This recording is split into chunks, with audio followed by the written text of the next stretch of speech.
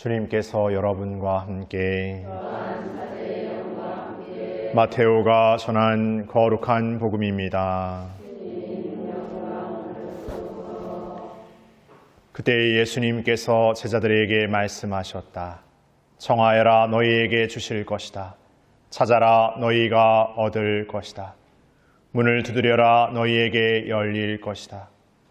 누구든지 청하는 이는 받고 찾는 이는 얻고 문을 두드리는 이에게는 열릴 것이다. 너희 가운데 아들이 빵을 청하는데 돌을 줄 사람이 어디 있겠느냐?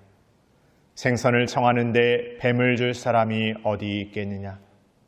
너희가 악해도 자녀들에게는 좋은 것을 줄 알거든 하늘에 계신 너희 아버지께서야 당신께 청하는 이들에게 좋은 것을 얼마나 더 많이 주시겠느냐? 그러므로 남이 너희에게 해주기를 바라는 그대로 너희도 남에게 해주어라. 이것이 율법과 예언서의 정신이다.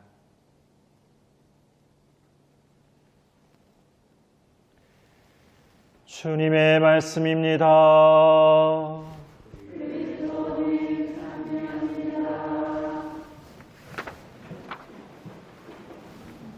전 예수님,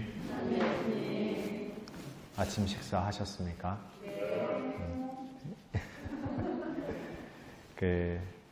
아침 식사 꼭 하시는 분들도 계시지만 아침 식사를 간단히 커피 한 잔이나 그냥 간단한 간식 정도 이렇게 드시는 분도 계시고 신부님들 중에는 보면 아침 식사 안 하시는 분도 꽤 많습니다. 그러니까 혼자 살아서 그런 건지는 모르겠습니다만은 점점 아침까지 막 이렇게 챙기고 이렇게 꼬박꼬박 이렇게 식사하는 게 이렇게 어떻게 보면 이렇게 습관이 잘 이렇게 점점 시간이 지나가면 이렇게 좀 게을러지는 것 같기도 합니다.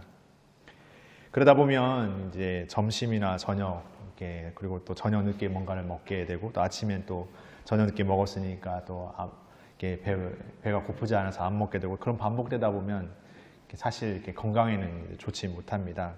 그래서 식사를 제때제때 이렇게 끼니에 먹는 것은 우리 건강을 위해서도 필요한 겁니다. 배가 고파서만 먹는 게 아니라 그렇게 우리는 육신의 생명, 육신의 어떤 몸을 유지하는데도 그런 식사를 꾸준하게 또 규칙적으로 하는 것처럼 우리의 영적인 몸도 그런 의미에서 보자면 꾸준함과 어떤 규칙적임이 필요합니다.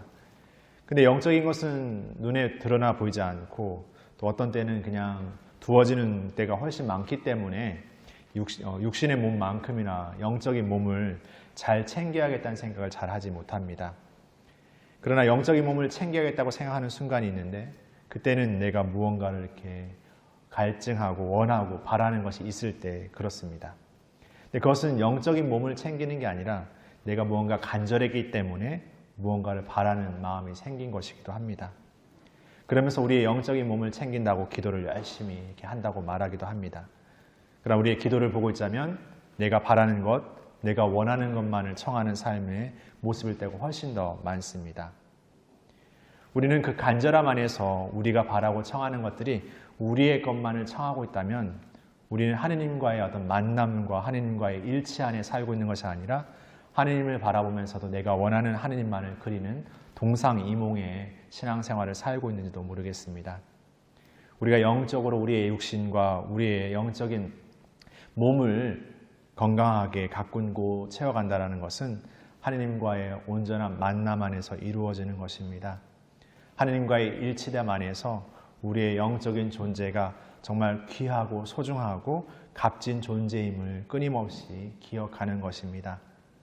육신의 몸을 돌보는 우리의 어떤 식사나 우리의 음식이 우리의 몸을 건강하게 꾸준히 만드는 것처럼 우리가 하느님과의 늘 일치된 만남은 우리의 영적인 몸을 끊임없이 단련시키고 건강하게 만들어줍니다.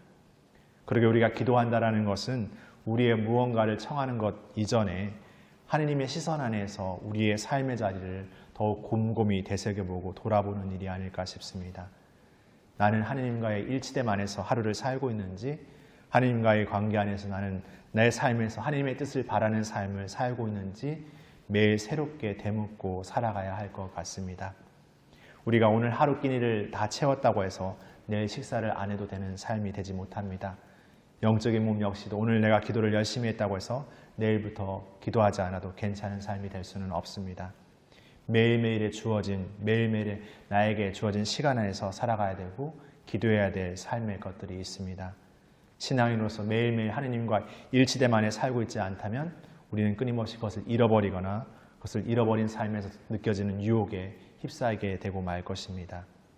사순의 시기는 그렇게 우리의 나약해지고 흐트러진 일상의 삶을 다시금 하느님과의 일치 안에 살아가도록 매일 끊임없이 우리를 초대해주는 하루하루가 아닌가 싶습니다.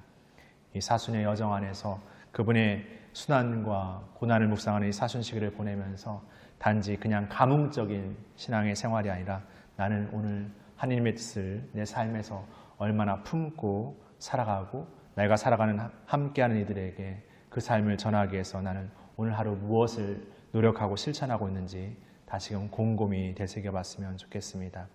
그렇게 나의 것이면서 우리의 것, 우리 모두의 것을 하느님께 청하는 그 간절한 삶을 오늘도 소중하게 살아갔으면 좋겠습니다. 잠시 묵상하시겠습니다.